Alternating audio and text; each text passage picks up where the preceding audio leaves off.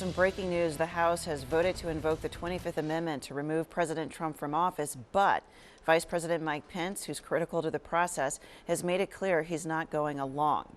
So that now sets up today's historic vote. The House is expected to vote to impeach President Trump for a second time, with reportedly 5 Republicans expected to vote yes, and more may join. ABC's Faith Abube has more. This morning, House lawmakers plowing ahead with plans to impeach President Trump after exhausting 2 other options Democrats laid on the table. President Trump has rebuffed calls to resign following the deadly siege of the U.S. Capitol.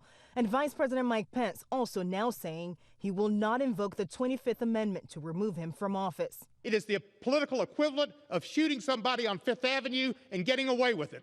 And somebody needs to stand up to that. Overnight, Democrats moving ahead anyway. The motion to reconsider is laid on the table. Voting to formally request Pence to strip Trump of power. The move largely symbolic, carrying no force of the law. At least 5 House Republicans on the record breaking with the president, saying they'll back the historic vote later on today to impeach Trump for a second time. To allow the president of the United States to incite this attack without consequences is a direct threat to the future of this democracy. For this reason, I will vote to impeach this president. Liz Cheney, the 3rd highest ranking GOP lawmaker in the House, writing, Trump summoned this mob, assembled this mob, and lit the flame of this attack. Adding, quote, there has never been a greater betrayal of a president of the United States of his office and his oath of the Constitution. But in his first appearance since telling supporters to march to the Capitol, Trump taking no responsibility. People thought that what I said was totally appropriate. This as a chilling new report shows there was an internal FBI report the day before the siege warning of a violent war at the Capitol.